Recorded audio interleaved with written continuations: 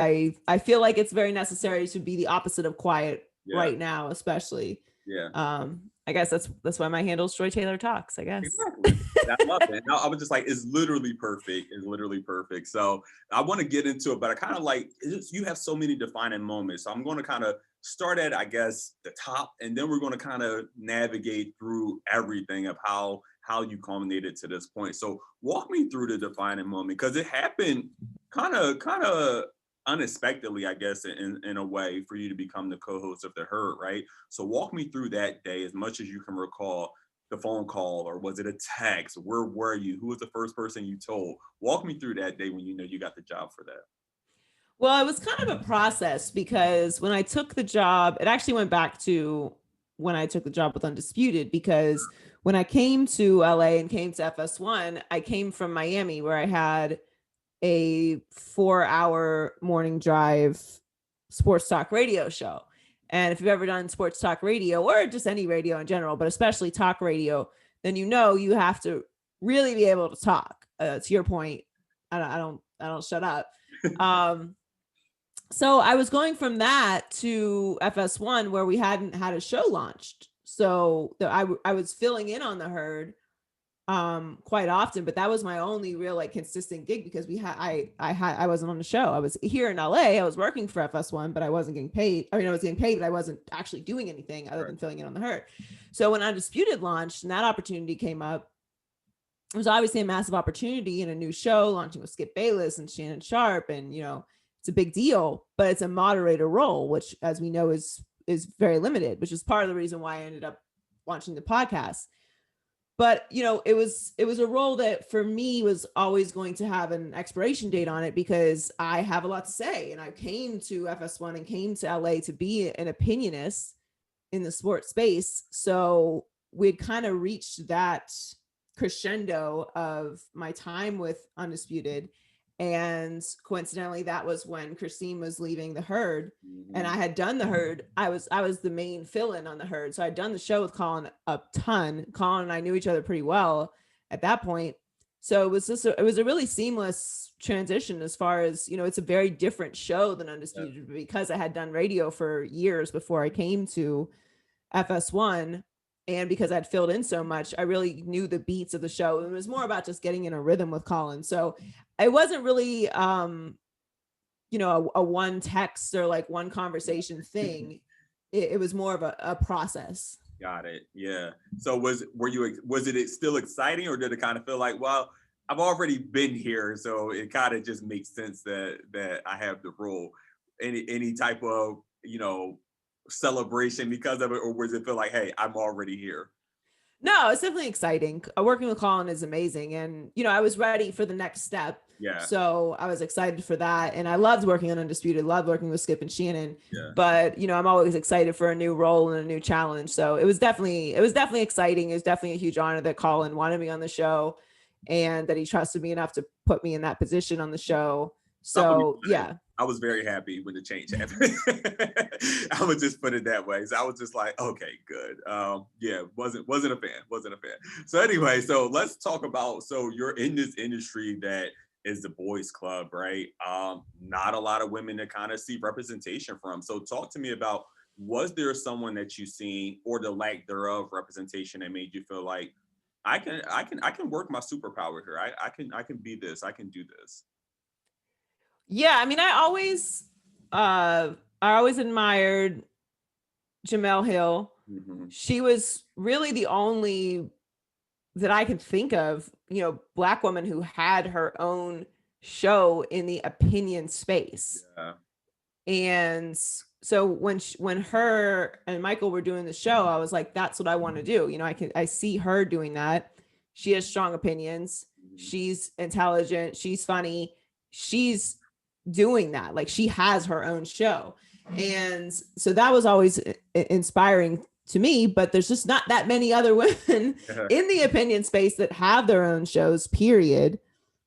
And then to be a Black woman is a whole other level in this space. So it's a mixture of the two of those things that you just mentioned, that I definitely looked up to her. And then there's a gap, there's a space where it doesn't exist. So it's like, I feel a certain responsibility to, you know, open doors for other people and to continue to encourage and, you know, keep those wheels going, that those jobs should be filled with more diverse talent and behind the scenes as well. Because, you know, we often talk about, you know, what you see on camera, but the diversity behind the scenes is just as bad, if not worse.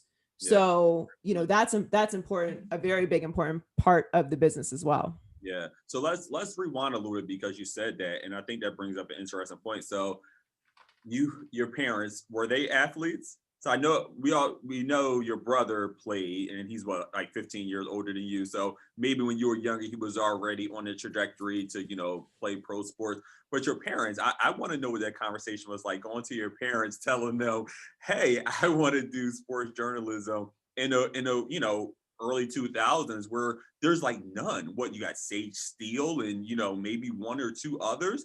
What was that conversation like? Were they apprehensive? Were they supportive? Like, you know, there's not a lot of people doing this. So what was that like? Well, I've always been kind of an outlier, out of the box. I don't want to say crazy, because it's not crazy to dream, Sure. but I kind of just do my own thing, and my family kind of just lets me be at this point. Yeah, I mean, I always played sports growing up. I played basketball, soccer, track, ran track, and played volleyball growing up. My younger sister played sports. My younger brother played sports.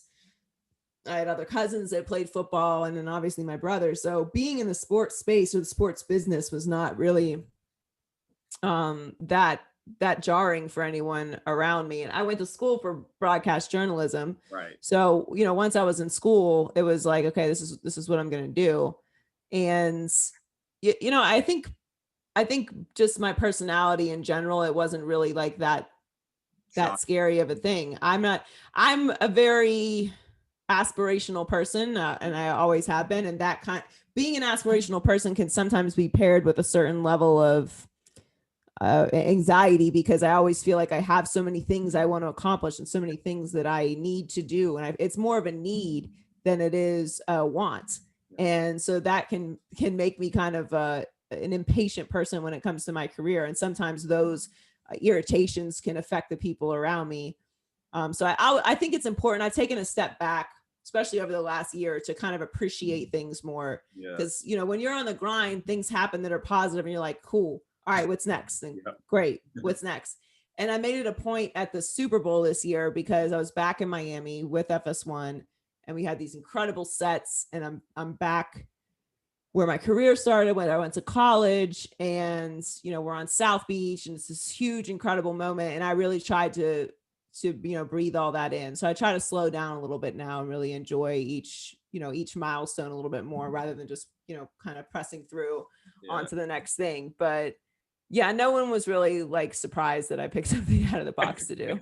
Got it. So it's funny. So let's go there. So you go to Barry, right? And that's in Miami as well. So your grade school, did you go to predominantly Black schools, or were they predominantly white? What was that before you went to college? I was homeschooled Oh, until you were my junior. homeschooled. Yeah, Oh, I was homeschooled to my junior year of college, or of high school. I'm sorry. okay. Yeah, so I was homeschooled till my junior year. When my parents split, then I went to my local high school, Woodland Hills High School, which is predominantly Black high school. And but I had spent a lot of time at that, like around the school district. I knew a lot of kids there because I played sports. And when, I don't know how the laws are now, but at the time in Western Pennsylvania, due in large part to my brother, you had to allow homeschool kids to participate in extracurricular activities. So whether that's band, or, you know, any kind of art program, or theater, or sports. And in my case, it was sports. Yeah. So I was around most of the kids I went to high school with my final 2 years, since like 5th grade. Got basically. it. So I didn't know everybody at the school, obviously, but it was like kind of a weird new kid thing. Because I'm like, okay, like I'm new. I don't know anybody who's not a jock, but like I do know, you know, some people here. Yeah. So, but yes, Woodland Hills High School is, if you know anything about Western Pennsylvania, is a powerhouse football school.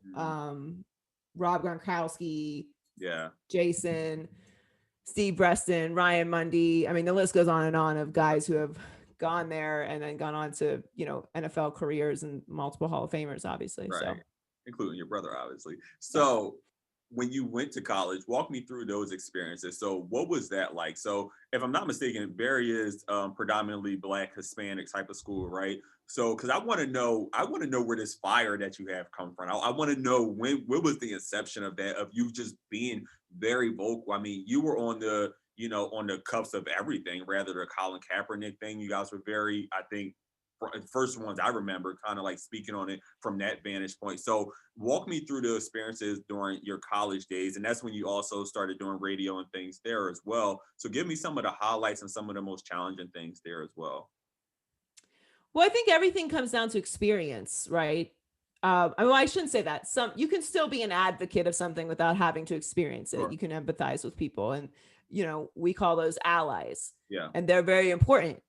But for me, and I am allies I'm an ally for certain demographics and certain people or experiences, Sure. Communities that I'm not necessarily a part of. But I think for me, one, I have just I think a natural edge to me because of just the way I grew up. I grew up in an abusive household, so I have a little kind of natural callous to my personality, and I really don't like hypocrites. I don't like incomplete statements. I don't like sweeping generalities. And I don't know when it became cute to be dumb. Yeah. And part of that was part of my education. So to your question about being at Barry's a very inclusive, very international school. There's people from all over the world, and it's a mostly Black school, Caribbean school, Hispanic school. So, coming from Pittsburgh, where it's just Black and white people for the most part. Yeah.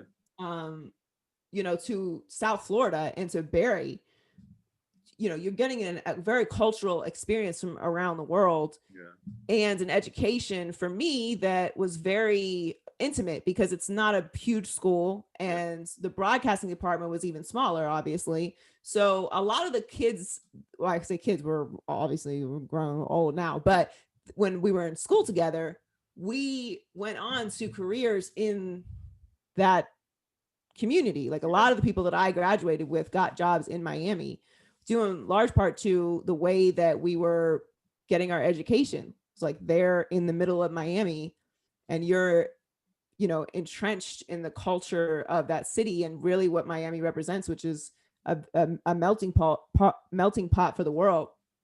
So it was an incredible experience being there. But it also, the fire, I think, is a combination of, just life experiences, being told no, dealing with abuse, dealing with, hypocrites, people who are narcissistic. Yeah.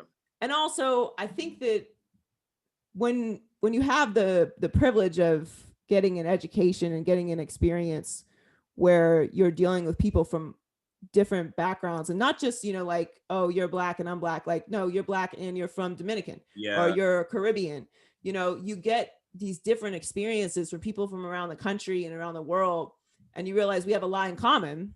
And we also, this is how you grew up. And I mean, like, I grew up so different than someone who went to school their whole life, and you get to share all these experiences. And I think it's a blessing. Like, I love to travel. I love to experience new things. And I think it's fine to be a conservative person. I think it's fine to not be, out there, and, maybe you never left your hometown and all those things. But I think you need to be accepting that there is a whole world of different people out there. Yeah. And, a big part of the fire that I guess you're talking about that gets me going is like this idea that there's something wrong with wanting people to progress. Yeah. And it's, to me, it's a sign of intelligence to admit that you don't know everything. Yeah. That's why you read books, right? That's why you talk to people, because like you need to learn every day. You need to grow and be better. And we've all talked to a fool before that you can't tell them nothing. They know everything. Yep. Right. A child tells you they know everything, and we laugh at them. You're like, okay, you really don't know what you're talking about, but sure, Santa Claus, okay, like you got it all figured out. So I just, I don't have the softest approach to trying to make the world a better place. Yeah. But I just have to be me. So I guess that's where it comes from. I love that. Do you think a lot of that, I guess, was established or I guess confirmed more so, maybe in your case at Barry, because the type of school that it was? I mean, Barry definitely helped me grow. I think it was the best foundation that I could have had in the business was going to a school like Barry in the city of Miami, which is a major market. Not that there's, not that you can't still be successful getting an education in other markets, but for me, I purposely went to Miami because I wanted to, build my connections and experience in a city where I would want to work. Yeah. And I ended up getting my first job at a station where I did an internship at, which is why I'm such a big advocate of internships. And I always encourage students to try and get internships, because in this business, kind of in a way, they don't really tell you this, but it's show business. Yeah. Right. Like it's very structured. I got a degree in this, but it's also show business simultaneously. So connections are very important. People knowing what you're capable of, what your talent is, what your dreams are, what your aspirations are, what your raw talent is in a market where you want to work is very valuable. Yep. So I think Barry, just the type of school it was, the type of fire that the professors had, the passion that they had for media and for the students, the culture of Miami, the culture of the school really helped me have a great foundation in the broadcasting world, because you have to learn everything. You're hands-on, learning how to produce, learning how to write, learning how to edit, learning how to book guests, all while you're still in school. And that you do that until you're out of the business. Like you do that. I do that every day. Right. So yes, it definitely helped shape me. And definitely gave me a strong desire to want to make the business different. Yeah. Because there's a lot of things I'm passionate about, but I really feel like diversity in the media business is something that's very important. Yeah, for sure. So it's funny, a lot of times, we've interviewed people like Sadell Curry, who have famous brothers, famous dads, So you having a famous Hall of Fame, and not only Hall of Fame, like record holding, like brother, it's kind of a big deal. Do you feel like a lot of people give you crap for that? Has that made it's almost like they assume that your journey must have been easier, but from people I've talked to, sometimes it makes it harder. What has been your experience with that? Has your brother being who he is made your journey a little harder, or do you think there's been, some amenities given your way because of it? Well, he has a great reputation and has had an incredible career, to your point. So when you are when your name is attached to somebody who has a great reputation, who has great relationships, I don't think it hurts you unless you find a way to make it more difficult. Doors can be open for you for any kind of reason. Sure. But I would say, I don't want to say it's been harder. It's definitely not. Okay. I think certain people may think you're only there for that, but those people don't make decisions. So it's like, it doesn't matter. Nobody's putting their job on the line to hire somebody who can't do the job. Great point. Yeah. Not in this business. Like people are always like, oh, like, Jason got you your job there. Like if he could pick up the phone and call FS1 and get a job, why wouldn't he just got his own show? Yeah. Great point. What's he getting me a show for? Right. By the way, I don't have my own show. So like they didn't do that. Yeah. But no, I mean, he's being able to watch his career from, high school through college, starting out in the NFL, building his, talents and status up to the level that it was. And then, to retire a Hall of Famer has been an incredible experience. And I think it gives me an insight into the human side of sports that has and does affect how I form my opinions on sports, playing sports myself, being a college athlete myself, all of those things, my younger brother being a college athlete, I think those things influence you. And I would not deny that. But it's, you have to work hard. Like it takes hard work, and you can't just like give up the first time someone tells you no. I get told no all the time still to this day. It's funny So because I was going to ask you about that. I was going to ask you about that specifically because I think that's one of the things that is missing. A lot of people aren't very transparent about those things, especially not when it's in real time. They may talk about it if it happened 10 years ago, but I do want to know your opinion on that. So when you were told no, when you had to handle those no's, how did you handle rejection then? And how does that inform how you give advice on how to handle rejection now? well, I think it's a matter of what you're getting rejected for, right? Like I get turned down for things or don't get certain opportunities all the time. I mean, everyone in the business does. You know, you have someone comes to you for this and they want Right. you to work on this project and the project doesn't go through, or they pick someone else for the project. Like that happens all the time. Sure. I think the more impactful no's are the ones where you deserve it. It's your time. Mhm. You're in the right space. You've done the right things. And then you get told no. Yeah. So it's less about, you know, the surface things, you know, not the things that are going to necessarily change your life, but like, you know, would be nice to get Yeah. this additional show, or nice to get this extra job, or this commercial, or this or that. Yeah, that's part of the business. Like you're not going to get everything. And I think that that applies to lots of businesses. You know, Yeah. anybody who works in the, you know, service industry, for example, maybe a client leaves you and goes for someone else. Like that's a part of life. Yeah. But it's the more impactful ones that I think shift you. And the way that I look at it now, having looked back on those particular no's, is it got me here. Yeah. So you have to know when the no is the universe moving you. Yeah. And when the no is just like, okay, that wasn't for me, next time, or, you know, we'll worry about this project then, or I'll pour myself into this now. Yeah.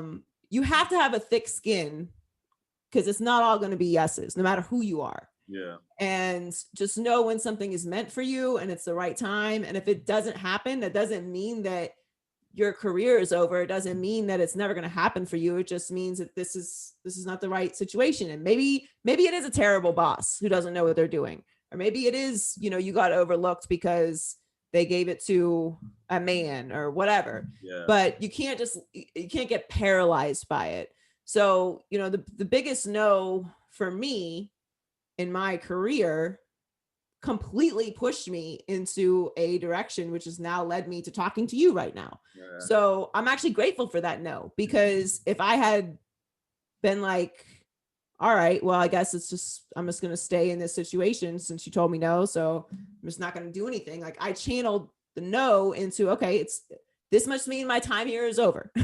So I need to start looking for other opportunities. I'm going to keep working hard, but I got other things I got to do and line up.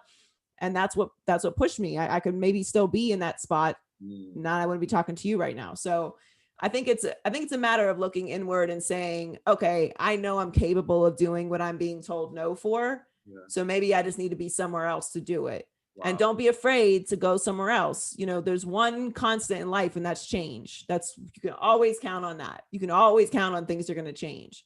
So the more comfortable you are with change, the more comfortable you are with being flexible, the more open you are to new opportunities, I think you will really prosper in this business, because nothing ever stays the same. Yeah, I love that so much. And you mentioned something about that I think is huge, especially on this end, tough skin, having very tough skin, right?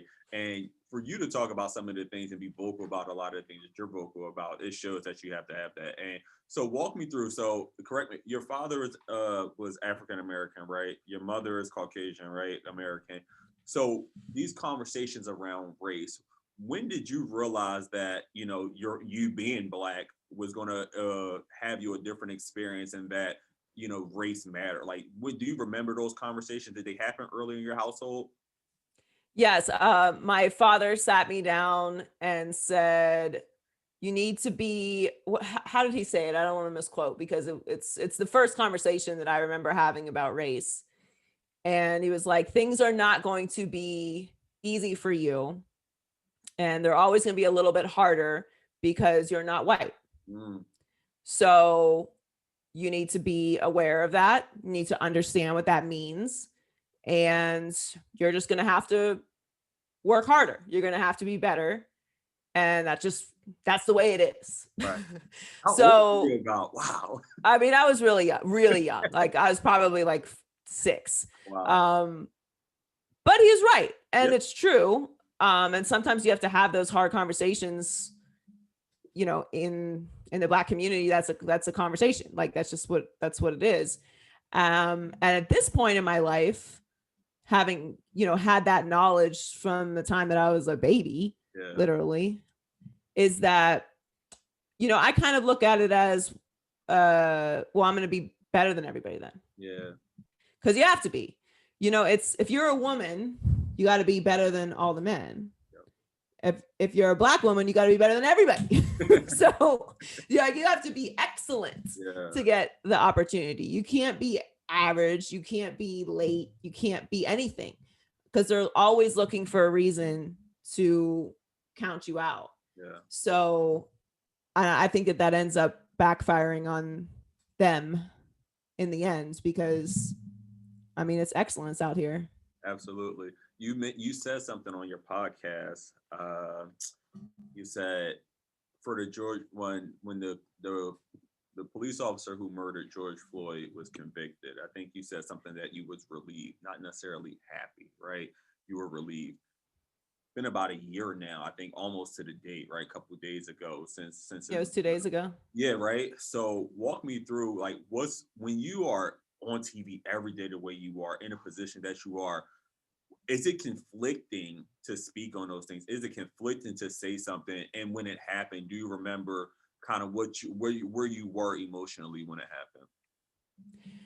It's not conflicting because it's important. And when you have a platform and you have the opportunities, which we don't always do because we do a sports show. Mm-hmm. So not everything that happens politically, not everything that happens socially has a place on a sports show. Yeah. Because that's not really what we do. But as we know, sports is a microcosm of society. So when things are happening in the world, they're going to pour into sports. And last year, the murder of George Floyd obviously affected athletes, and I mean, most notably, obviously, the WNBA and the NBA, because they were coming back around the time that all of that conflict was going on. So I think it's a responsibility for me to talk about it. I don't want to have to talk about it, obviously, but when it happens and I'm there with the microphone and the camera, I have to say whatever I need to say to educate and to inform and to hopefully stir some level of empathy in people that don't understand what's happening. Yeah. When it happens, you know, if I'm being honest, it took me a while to watch the video because I was like, I saw it obviously being posted everywhere. Yep. And I just really felt like I don't want to watch another Black man die. I think it's become very hauntingly normal for us to watch people be murdered, Black people be murdered by the police. And my spirit, I just didn't want to see. I did not want to watch it, if I'm being honest with you. I knew what I would feel, and I was exhausted with watching men and women who look like me, who look like my family, being murdered by the police. So it took me a couple days to watch it. Obviously, I did, of course, end up watching it and felt exactly how I knew I would feel. Yeah. But for us, this is not new, these experiences. Yeah. So I think what happened with George Floyd was a kind of a universe colliding thing where we're in a pandemic. Yeah. We're in the middle of the most tense, controversial presidency of my lifetime. We're in a very divided space as a country, as a world. And then we're all at home. Yep. So you add all of that together. And now, for the first time really in modern history, everyone has a camera and access to share information and videos and photos instantly. So there's no more, oh, well, you didn't see what happened before. I mean, we had so much information about what led up to this. Yep. We had multiple camera angles from the corner. We had cell phone footage. We had everything. So there was no way to deny this is what happened. Yep. And it was so egregious, and it was so soulless, yep. that it stirred the world. And so I think it was something that has forever changed Yep. the way that we communicate about police violence. And that, to me, is a conversation that obviously we're continuing to have. And there's always going to be, even just 2 days ago, I posted about it and people were like, fentanyl and whatever. Like, there's going to be people who, no matter what, want to find an excuse for it to be okay to murder Black people. Absolutely. But I do think that, unfortunately, George Floyd's death, unfortunately, it had to take that to impact so many people to understand that this is not something that people are making up. Correct. Yeah. Yeah. It definitely caused a resurgence. And I know, sometimes it bothers me because I'm not a fan of tokenism. I'm not a fan of, pity us. Like, no, like we didn't just come out about this. We've been talking about this for years, And I'm gonna ask you this in a kind of segue, because I want to see what your opinion is on what the leagues are doing, the NHL, the NBA, and just see if it's anything that you think is applaud worthy. But just a couple days ago as well, we got a bill passed for anti-Asian hate, right? That's awesome. That's a great thing. That's just a year from, Donald Trump making these comments. We've been trying to get anti-lynching bills passed for decades. So do you feel like that's a smack in the face, or do you feel like that's something that we just have to accept that, legislation is not going to be on our side, that we have to just stick it out? Like, what's your take or your thoughts around that? Well, I don't believe in accepting things, accepting reality. So no, I would certainly not say we have to accept anything. I also don't like to struggle compete. Mm-hmm. Like, okay, well, we're struggling, so you should have to struggle. Right. I don't think that helps anybody. What's good is good, but just let's not forget we have a lot of work to do. I think overall, to me, the biggest issue in our country, and one of the main reasons why it's very difficult for us to get things like the anti-lynching bill passed to law and progress in certain spaces, is because we have a lack of history. And it's a big conversation that's going on in the education system right now, is white parents don't want certain ideas taught to their children. And if you ignore your history, you are bound to repeat it. So I'm not saying that there's going to be a resurgence of slavery, right? But there's zero value in denying reality. Yeah. We all know people who do that. Yeah. We all know people who do that. And we know the struggles that come with pretending stuff didn't happen. Yeah. And it happens. Like, slavery happened, and it wasn't that long ago. Right. And the even after slavery ended, the repercussions, the Jim Crow laws, all of the systemic racism that nobody is making up, it is completely quantifiable and proven and actually happens. And there are effects from it. And nobody's asking, to your point, for pity or charity. Yeah. It's just like, we can fix these things if you stop acting like it didn't happen. Nobody's calling you a slave master. Right.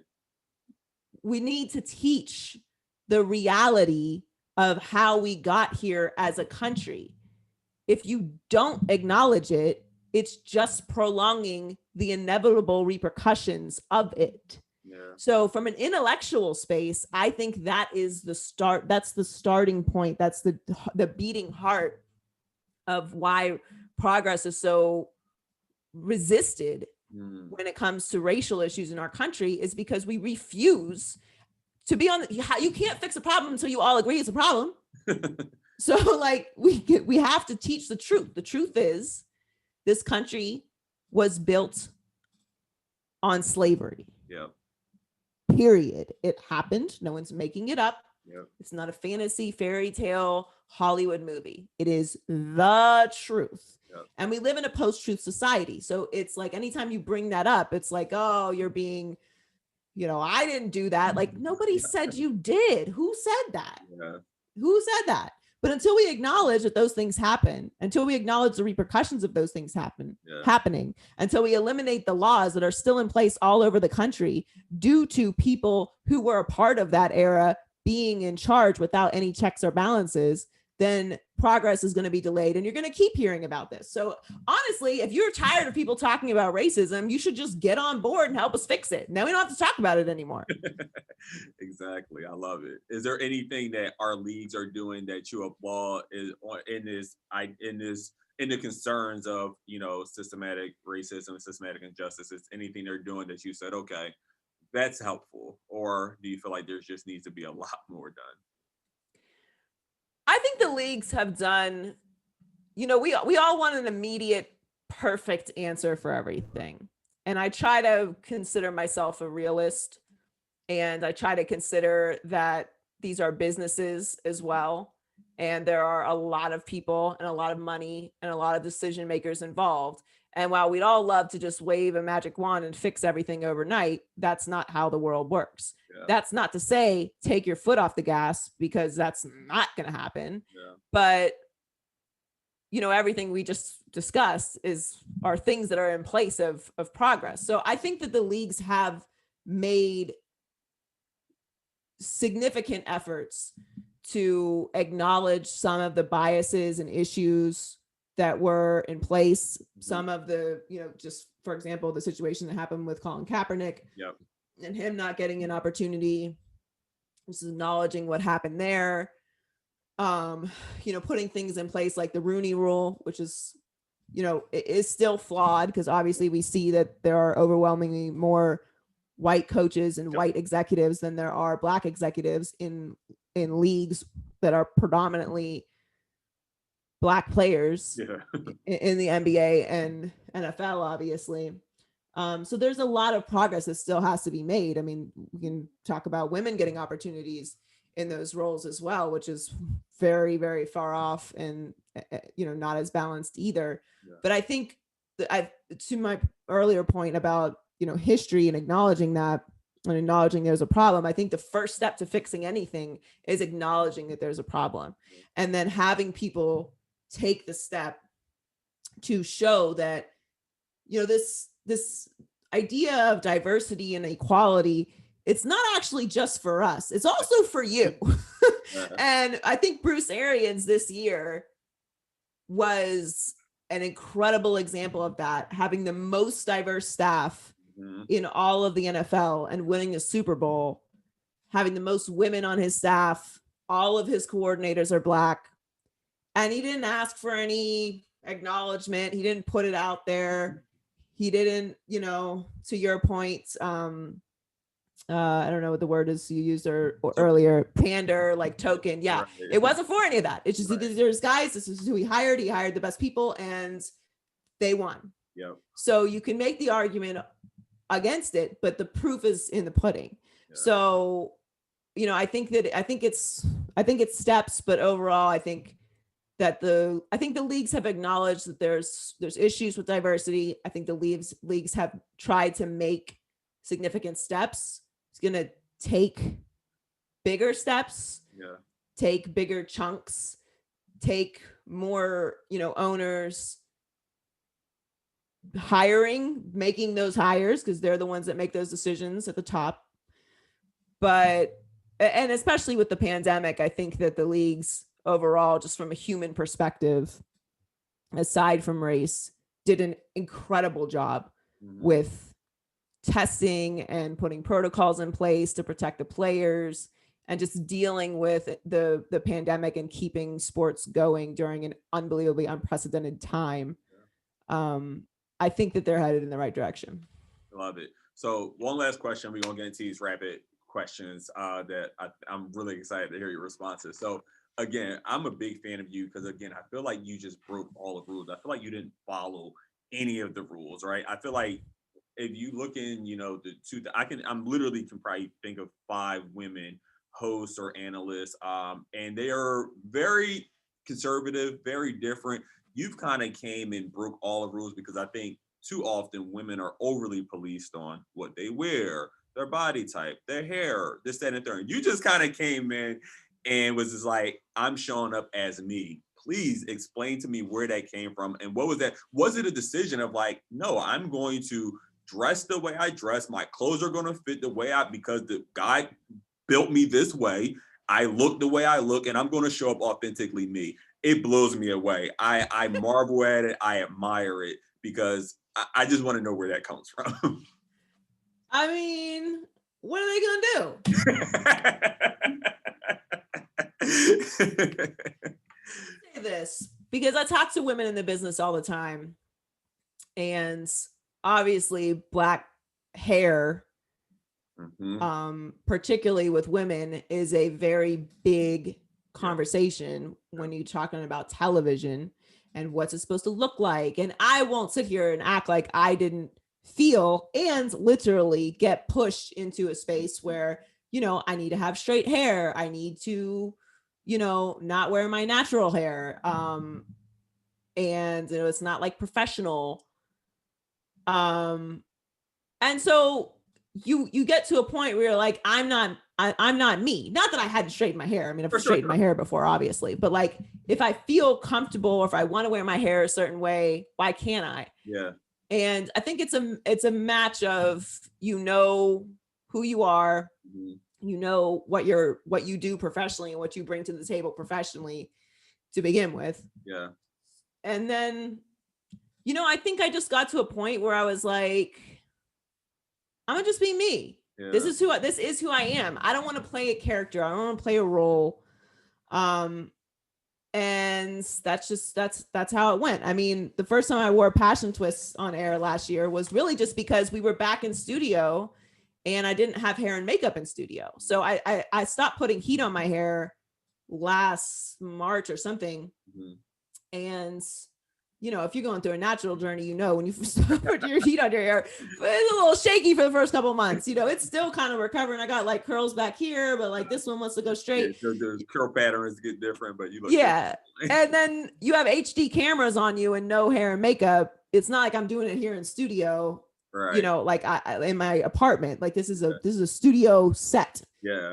You can't be out there looking crazy. Or at least I was not gonna be out there looking crazy. So I'm like, I'm gonna get my hair put in twists, until we get hair and makeup back, and then I can, style it and have someone there to, fix it. Yeah. If it starts, looking crazy. And it was like a big deal. Mm-hmm. And I felt good about that being a big deal, because I was like, you know what? This is not, first of all, I look amazing. Yep. So I'm not apologizing for that. Thanks. And I know ain't nobody gonna tell me to take them out. So I was happy that I got a lot of responses from women like, I'm glad you wore your hair like that. I want to wear my hair like that. Like, do it, sis. This is what your hair is. This is the culture. This is what you feel comfortable in. You shouldn't have to look or fit into a certain box or a certain way. The men sure as hell don't do it. Exactly. Nope. So, and there's nothing wrong with having your hair straight or wearing weave or wearing twists or cutting it short or wearing it long or wearing it natural or wearing wigs, whatever you want to do. The men certainly do whatever the hell they want to do all the time and don't apologize for it. Yep. And everybody's different. And I think we're getting to a space, especially now, because media has expanded so much and there's so many different platforms and spaces for people, that you really don't need to be a certain thing. Be yourself. And if you really lean into what you're good at and who you are, you're going to cut through rather than trying to be like somebody else. So I won't sit here and say like I didn't feel like I had to be like somebody else. Like I wasn't told to be somebody else, because that's true. Yeah. But I think you reach a point in your career where you're confident in your abilities and you're confident in your space, and then you need to use that platform to really shine through as who you are. Yeah. And women have to deal with that. I won't speak for all men because I don't like generalities, but I do feel like men in general are given the space to be themselves and don't have to be apologetic for it and don't have to tone it down or, code switch and things like that in the way that women do. Yeah. And so, I wear what I wear. I do my hair how I do my hair. I talk how I talk. And if you don't like it, I don't know what to tell you. Yeah.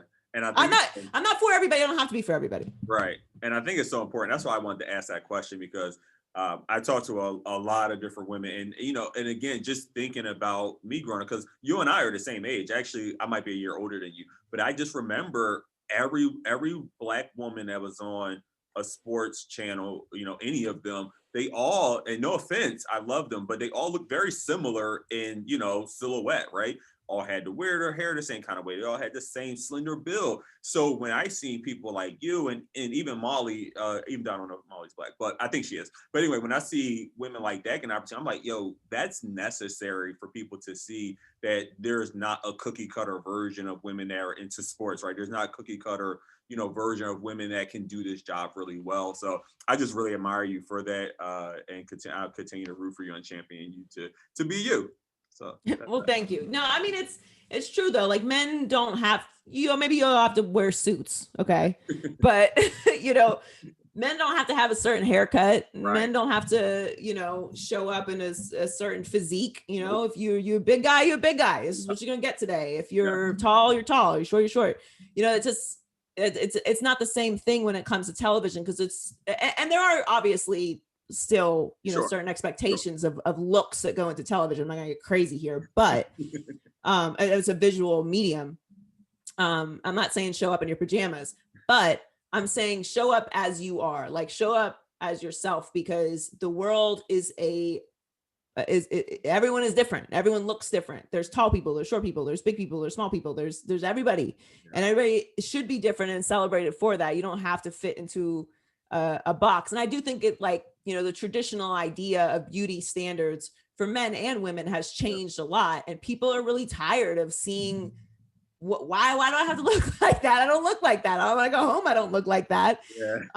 So I think it's appreciated by a lot of people to just, be unique, and not even just unique, just be yourself, because there's somebody out there that looks like you and can relate to that. And that is, people relate more to authenticity. I think. So too. Yeah, that's what I'll say too. All right, you ready for these rapid fire? Because it's going. I'm really excited. This first one, I already know the answer, but I just want to see if you say anyway. You ready? Yes. Right. Best quarterback of all time, Dan Marino or Tom Brady? Why you gotta do that to me? I love you, Dan. It's Tom Brady. I think Dan would agree. Oh, you went against Dan. I was not expecting that. I gotta keep it real. I do love Dan Marino though. First date deal breaker. Oh my God, there's so many. Give us many as you want. Well, you can't be rude. Okay, so if you're rude to the waiter or the bartender or like the valet or something, like that's a no. I don't do rude people. So I just off top, that's the first thing I thought of. It's just rapid fire. So no rudeness. All right, favorite TV show growing up. Growing up, like little, I would probably say like Scooby-Doo. Okay. Watched a lot of Scooby-Doo with my grams. High school. I really watched a lot of Fresh Prince. Okay, that's fair. Yeah, that was good. Celebrity crush while you were in high school. Celebrity crush when I was in high school. I mean, it looked like you're switching your answer. No, I don't want to switch my answer. Like probably like Raz B, honestly. Not Raz B. All right, we go. You never said that. I'm gonna have that edited out. Not Raz B. Best dressed man or woman that's a sports analyst. Oh, This is tough. This is tough. Other people stepped their game in the last couple years. Women, I gotta give the proper credit here. You know what? I really love Malika's style. Okay. Malika Andrews has great style. And then men, it's tough, because he'll be bringing the fits. Yeah. What about Jalen? Jalen's my pick. Who? Jalen Rose. Jalen has some fits for sure. Right.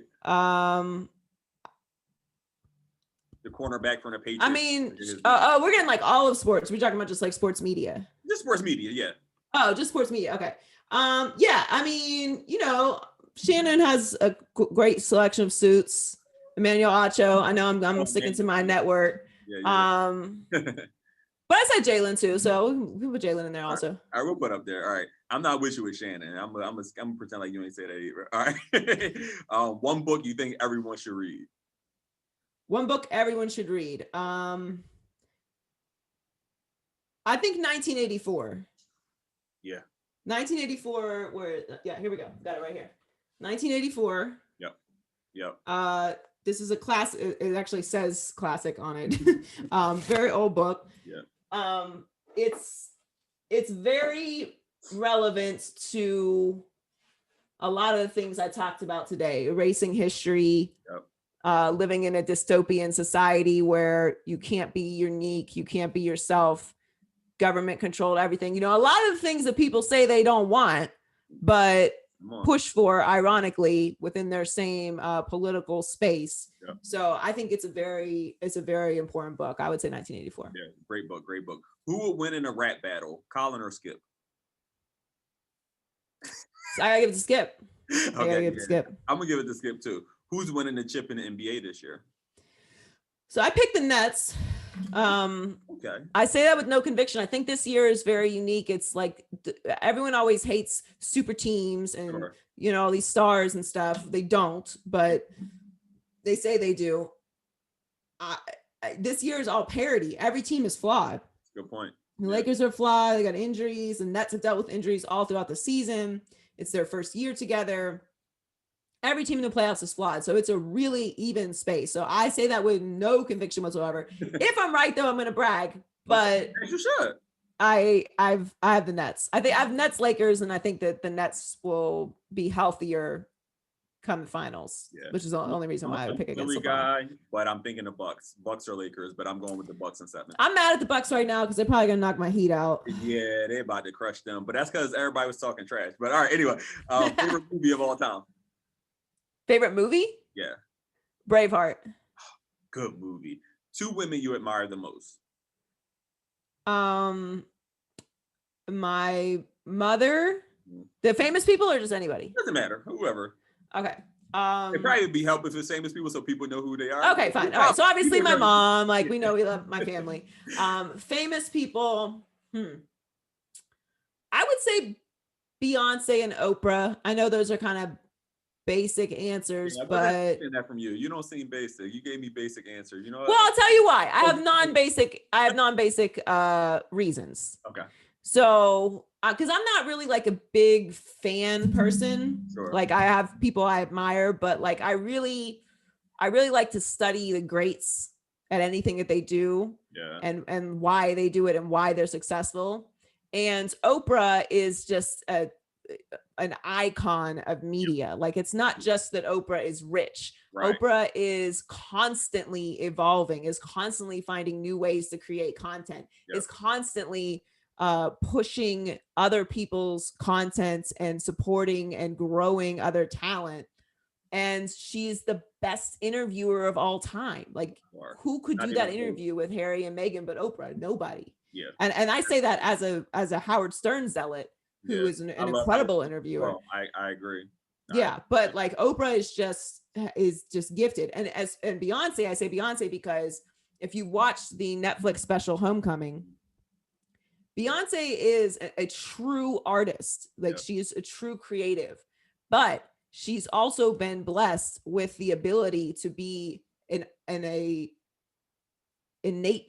businesswoman. And when you are an artist, you sometimes struggle, and it's like really that creative, you struggle with the ability to balance what business structure is. So her ability to create the career, the dynasty that she's created, the decades of excellence, and continues to push forward with just this unbelievable creative mind, and Black is King, and just like she's so unbelievably talented while balancing being a wife and mother and the business side of her brand Yeah. is just remarkable to me. So it's not just that, like, you Okay. know, I love lemonade. You know, the two of them are just icons, and I like to study the greats. Yeah, I love that, and I respect your answers way more now because you're 100% right. Best cheesesteaks in Philly. Have you ever had a cheesesteak in Philly? I have. Okay. And there is a wrong answer for this. The other ones is really no wrong. There's a wrong answer for this.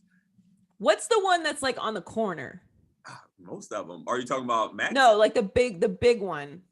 So Because Max it's in my mind. is it? If you say Pat's or Geno's, I'm yeah. We're gonna have it. Well, look, I'm from Pittsburgh. Okay, so All right. you know I love Philly. I don't think I've been to Philly enough times to have an opinion. Is that fair? Okay, fair enough. All right, fair enough. So when you come out here, I'm gonna hook you up with a proper cheesesteak. Proper cheesesteak, Okay. water ice, and we're gonna take care of you. Right, and I'm gonna try that, John. Yes. All right. One thing you want to be remembered for at the end of your career. I want to be remembered for creating a more diverse space in the media business.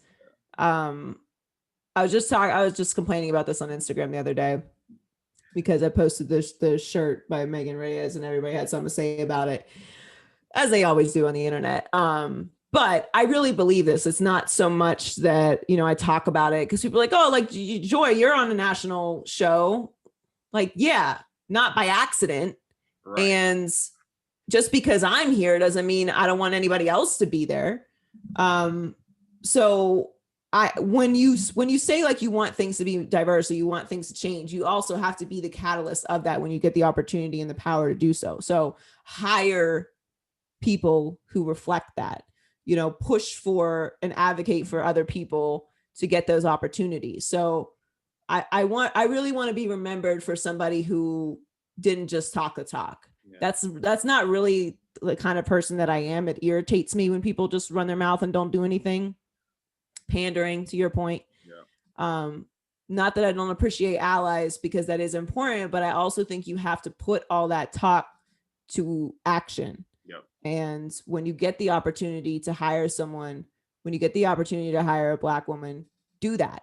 When you get the opportunity to, you know, bring in a more diverse behind the scenes crew, do that. When you look at your crew, you shouldn't see all people that look like you. Yeah. You know, like you shouldn't see all people who are the same sex as you. Yeah. If you're doing that, if you see that, sorry to tell you, yep, you're the problem. It's not too late to change, but you are the problem. Yeah. So I really want to be remembered for somebody who did that, who gave other people opportunities and lifted other people up. Because I think at the end of the day, that's really what we're all here for, right? Like, enjoy life, live it to the fullest, have a good time, have great experiences. But whatever comes next is really what you'll be remembered for. And if you just spent your time here treating everybody bad and telling everybody to pull themselves up by their bootstraps, you're not really doing anything. Yeah, I love it. And I 100% agree with you. I always tell people relationships are my currency. I care more about relationships and people than anything else. So thank you so much for being generous with your time. I held you longer than I anticipated, but you were just dropping gems. So I'm just really excited for everybody to hear it. Because you're on TV every day, obviously, but I don't know if people get to see you just with your hair down. Rather on Twitter when you going for people, when your clapback game is on 100, which I love. I stand seeing your Twitters. Yeah, I'm like, yo, she don't let nobody slide. You wake up and choose violence every time. So thank you so much. I cannot wait till you see how this all comes together. Till you get your print issue in hand, is going to be awesome. So I'm gonna stop this recording and then I'm gonna thank you some more and let you go. Well, thank you so much for having me. It was fun.